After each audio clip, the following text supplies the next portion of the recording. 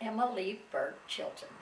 I was born on Thanksgiving morning, the 27th of November, 1913, in Murfreesboro, Illinois, at 44 Division Street, I believe it is. It was early in the day, and Dr. Ralph Sabin was the physician, and there was a nurse also there. I don't have her name right now, but it was an easy delivery, and I think Grandmother Pellet sent the Thanksgiving dinner out by horse and buggy for Mother and Dad that day, since that was where they were, since they were supposed to eat at the Pellet house. Every Thanksgiving, like in Webster and Kirkwood, there was a football game between Murfreesboro and Carbondale. And the football field was right across the street from where we lived. And so as soon as things had settled down a little bit, the early afternoon, the football game started, and Dad went over and watched, as was always his custom. But anyway, I was the daughter of Robert Oswald Burke and Ethel Pellet Burke. And they were very prominent in the community. Dad at that time was a train dispatcher, and he, of course, he had to work evenings a lot. He was second trick, and that sort of was hard on Mother because they had a lot of social events, and the only day he had off was Sunday.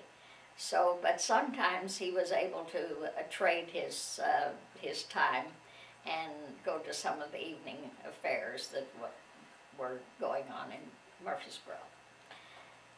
Dad later left railroading so that he could have more time at home, and because he seemed to have a nervous affliction, but it really didn't make much difference as far as that. It was a tick. I think that my mother's family was the most interesting family because it was a big family. Long about the time Mother graduated from high school in 1906, and so I think of her family a whole lot like I do the family in Meet Me in St. Louis. They were there were two older children, Uncle Ralph and Aunt Eunice, that were born in the early 1880s, and then Mother came along in 1887. There was a wide gap there, so she was sort of a welcome addition to the family. Then after Mother was born, and Florence came in 19 months later, then Uncle Bob, and then baby Susanna, who died when she was only 4. But there was a lot of things that went on in the household.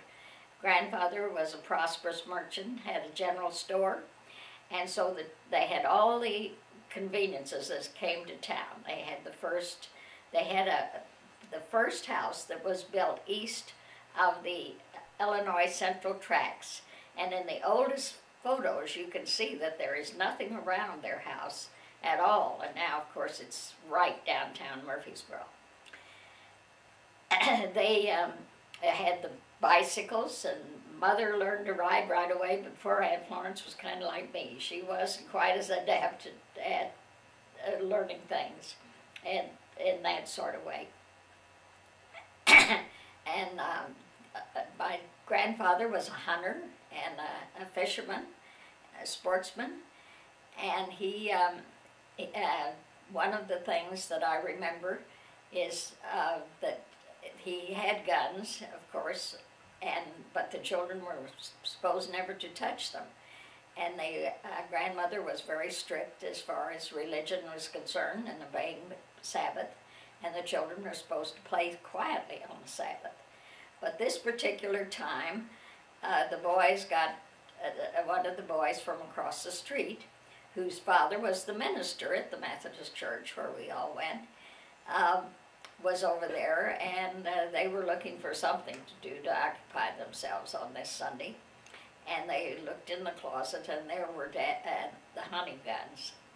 And so John Sabin picked up one of the hunting guns. He was the brother of the of the doctor who delivered me a few years later. This must have been about about 1904 or 5. Anyway, they were examining the gun, and somehow he picked it up, and of course he put his finger on the trigger and pulled it, and it was loaded, and Uncle Bob was shot in the jaw. Of course, everybody in the household was there, and Aunt Florence went to a window there was a bay window, and this window had been stuck. The house had been painted, and nobody could get that window up.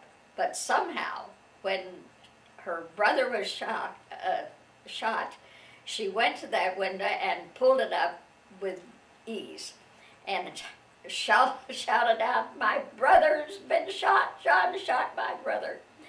And of course, the gun, the bullet, of course, lodged in his jaw, and the doctor was not able to remove it, but he and Uncle Bob carried part of that gun, but partially. I guess he took out part of the bullet, but part of it was there for the rest of his life, and Uncle Bob would always let you feel it if you wanted to. But that was an exciting thing that happened. Uncle Bob also was given a pony when he was, I guess it was about this same time, or perhaps a little earlier. It was a little Shetland pony named Bonnie, and he was so excited when he got the pony that grandmother was entertaining in the living room, and he brought the pony right in the living room. And of course, somebody had to come with a shovel right away. But he, of course, grandmother had a fit, and he took the pony back to the barnyard in the back. And later, this same John Sabin, who shot him, wanted to ride the pony.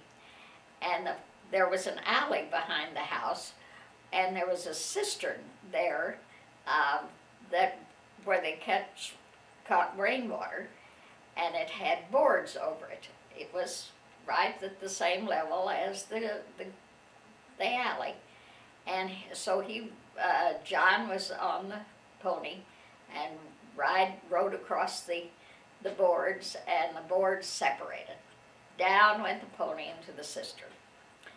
And so everybody was excited to hear, but the poor little thing, the pony was paddling and swimming, and so nobody knew what to do, and all the neighbors came, and somebody sent for Grandpa Pellet at the store, and they ran down to get him.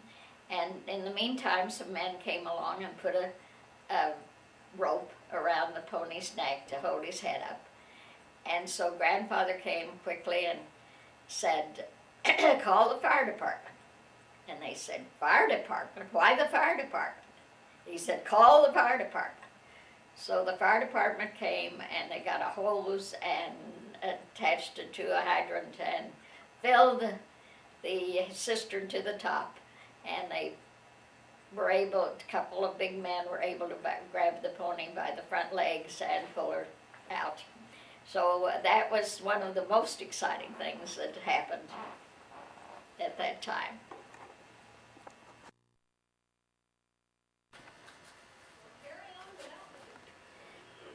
Grandfather had a soft heart too, and he had a brother who was sort of superintendent of the Guardside coal mine, and there was this old horse that had been at the mine that had that operated a windlass that and went around and around and around, and the old horse was blind, and they were gonna, he outlived his usefulness, and so they were gonna send him to the glue factory.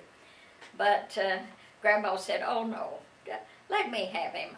I can take care of him." And so they brought him back to the barnyard behind the house, and the horse would continue just to go along the fence all the way around. And when the kids would sit on the fence, and when the horse would come by, they'd get on the they'd have to hurry to get their foot over and ride him around and ride him around. Well, Aunt Florence was kind of like me. She was kind of awkward about things. And of course, one time she fell off and landed in the pigsty, and it was an awful mess. But they did keep the horse for a long time. I guess eventually they took him to the country and put him out to pasture someplace.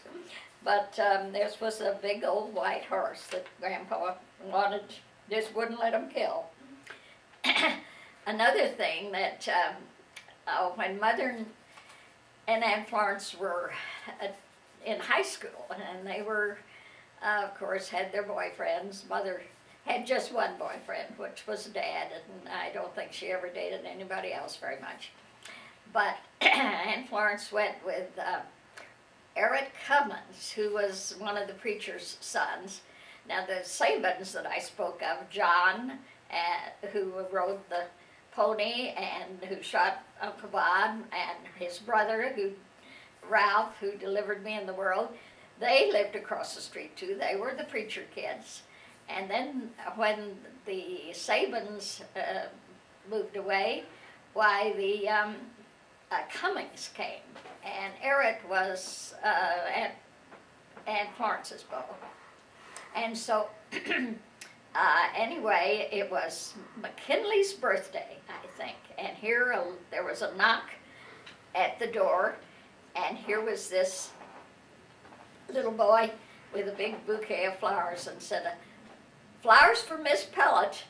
And so both Mother and Aunt Florence dashed to the door, and Aunt Florence said, "Oh, Eric sent me flowers," and Mother said, "Why, Ozzie sent me flowers." And so they both grabbed at the flowers, scattered them, and anyway, Grandmother said, "Now calm down, let's see, we'll find out who sent them." And so they were gathering them back up again, and there was a knock on the door again, and the little boy was back, and he said, "Oh, those were for Miss Kate Pellet up the street." It was for their cousins instead of for either one of them. So that was a big laugh in the family. And Kate was the daughter of the man who worked at the mine, where they got the horse. And they had in that family this parrot that they had had for a good many years. And the parrot could talk like most parrots. Say, Polly wants a cracker and all that sort of thing. And every Sunday morning before they went to church, why, Kate's mother would always say, "Kate, don't forget your Bible." And so one Sunday morning, the parrot popped up and said, "Kate, don't forget your Bible." And he never said it on a weekday, but he did this Sunday morning. And of course that was something that was sort of unusual, and it was funny as far as the family was concerned. I might get back to the Sabin family, because one of my sorority sisters here in St. Louis is the husband was the nephew of Ralph Sabin. His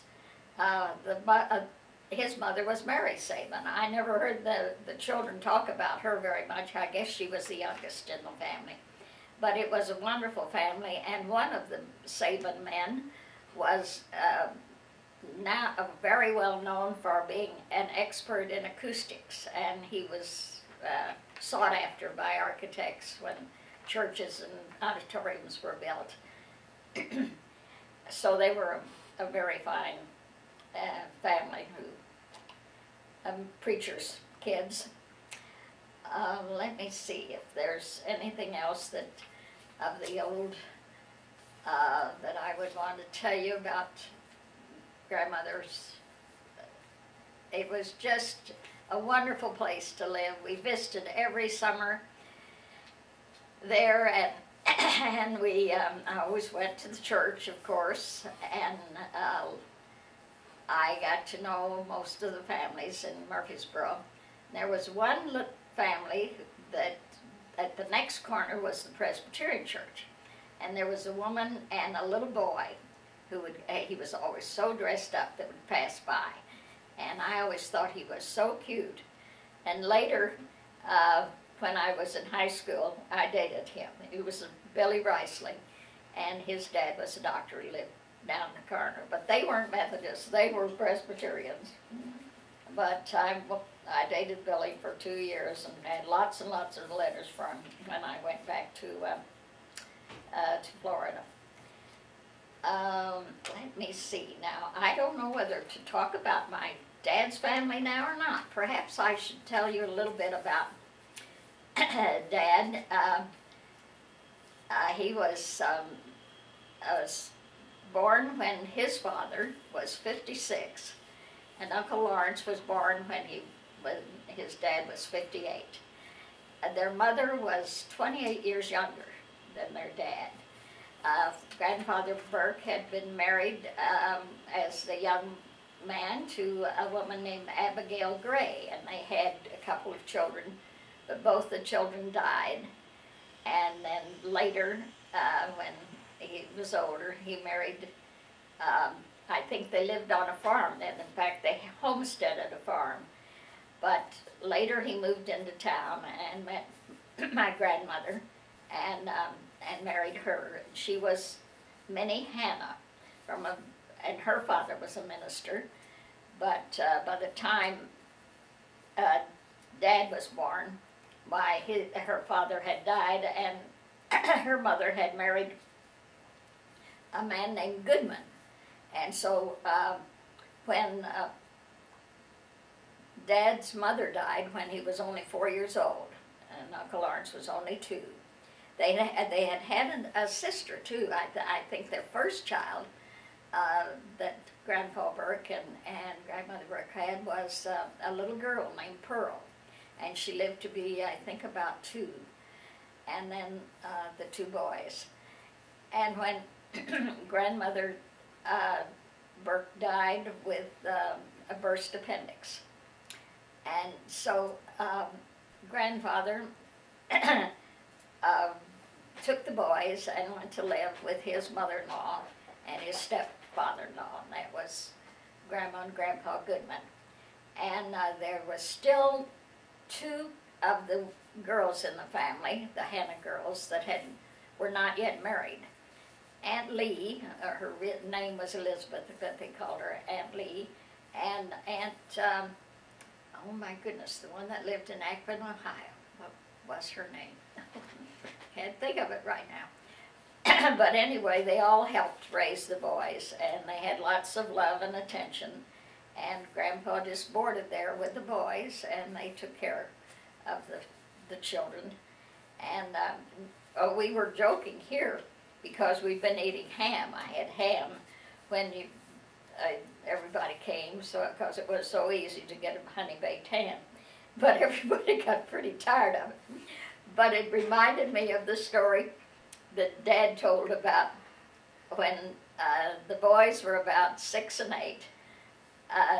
Some of the Burke brothers, Grandpa's brothers, had moved to California. And so he took the boys, and they all 3 slept on a lower berth and headed for California. I suppose it took 3 or 4 days and on the train. And so Grandmother Goodman fixed a big ham for them to take so they wouldn't have the expense. And so after that, Dad remembered the ham and having it all the way out on the train. And he he would never let Mother serve ham, but one day at a time, one meal. That was enough. No more ham, no leftover ham. So I know that people do get tired of it in a hurry. But evidently my grandfather Burke was a very wonderful father to the boys. He died when Dad was 16 and Uncle Lawrence was just 14. But by the time he died, Dad had finished high school. It was a 2 years high school, and had started to work for the railroad. He knew telegraphy, and he had come up here to St. Louis first, to some sort of telegraphy school too. And he's always stayed with one of grandmother's sisters, who was Aunt Nan. And I knew Aunt Nan well, and she was wonderful. We always enjoyed coming up here. She lived in a big house and took in boarders. She was always a hard worker. And her daughter and her husband both died of TB, and she took the 3 children to raise. And when I'd come here, I would play with these cousins, and they were always so nice to me. I remember one in 1923, I believe it was, there was a national convention of the Rotary Club. Dad was a Rotarian. And we came up here, and Mother and Dad stayed at the Statler Hotel, but Roberta and I stayed with Aunt Nan. And Roberta was just a few months old. She was, maybe it wasn't, oh, I guess maybe it was 1922. I can't remember exactly, but she was still a little one that sat in Aunt Nan's lap a lot, because not every evening, but at least 2 evenings, I remember, we would get on the double-decker bus and ride clear out to the end of the line, up on the top deck. And Aunt Nan would sit on the front row with me, and Tags, her grandson that she was raising, and she would have Roberta on her lap. And I had the best time that summer. I would play with all those kids in the neighborhood.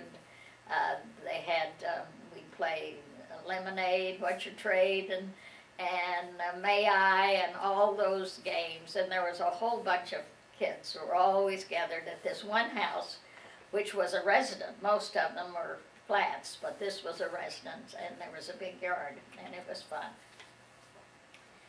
Oh yes, though I've left Murfreesboro and come to St. Louis, I should tell you about the hurricane, because that was the biggest event that ever happened in Murfreesboro. It was in 1925, March the 18th, I believe the date. And Dad had been doing some, he was in business at that time. He had this decorating, paint store and all, and had contractors who did work in various communities in southern Illinois. And he'd headed for DeSoto, Illinois. I don't think he was actually going there, probably on to DuQuoin, but he was going through DeSoto, and this bad storm was coming up. So he went on towards farther north, and then he looked back and could see all this wind and everything, and so and then he heard from somebody, stopped at a filling station or something, that there was this awful storm. So he turned around and went back, and he was the first person in DeSoto who had not actually been in the storm and was not, just shocked by it. And he stopped there, and he got some people organized, and they opened a place where they could bring the injured, and the women, some of them who weren't hurt, brought bedding, and he just got things. He sent somebody to get doctors, and anyway, he was the only one who had his faculties about him and could tell people what to do. So, but then other people started coming through there, and so things were pretty well organized. There were some people there who who had a lot of administrative ability too, and so they took over. And of course, Dad by this time had heard it had hit Murfreesboro, so he wanted to know how Aunt Mert and Uncle Bob and Dorothy and grandmother. Well, he knew grandmother wasn't there because grandmother was visiting her sister down in Carroll, so he wasn't worried about Dad, grandmother, but he wanted to go because we have so many friends there. So he drove into Murfreesboro, and the devastation was just unbelievable.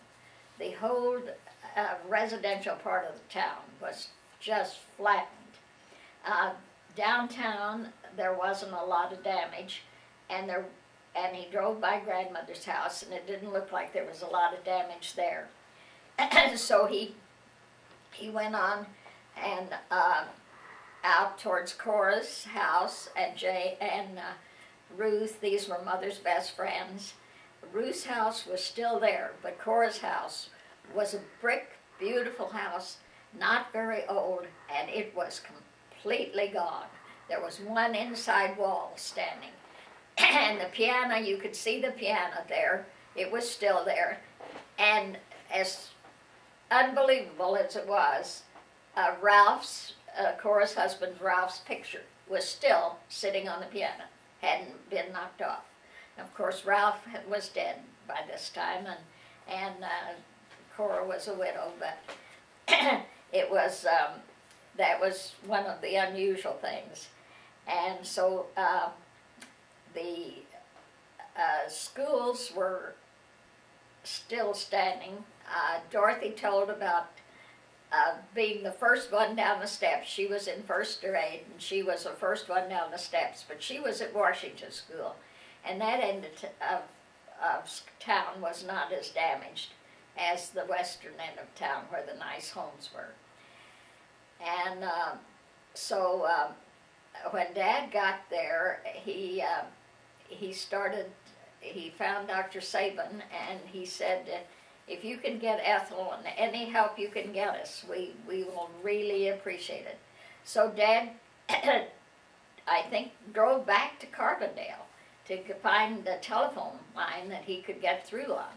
And he called Mother, and he told her to call Joe Tate, who had a radio station, a radio ham operator, and to get Joe to get help down there, to send ambulances and doctors and caskets, anything, that there were so many people dead and there were so many injured, and to get all the help. And that's how the help people were notified in this area, even in St. Louis and all, about how bad the storm was.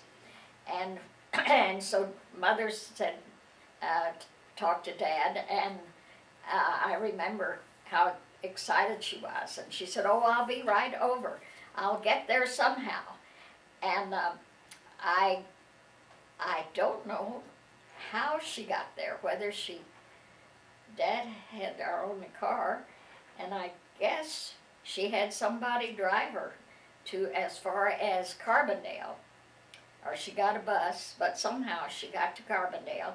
It was about 40 miles from, at least 40 or 50 miles, maybe not 50, from Harrisburg to Murfreesboro. And when she got to Carbondale, though, she couldn't get any farther. They wouldn't let any more people in because they were afraid too many sightseers were there. But she did find somebody with a truck who had some caskets.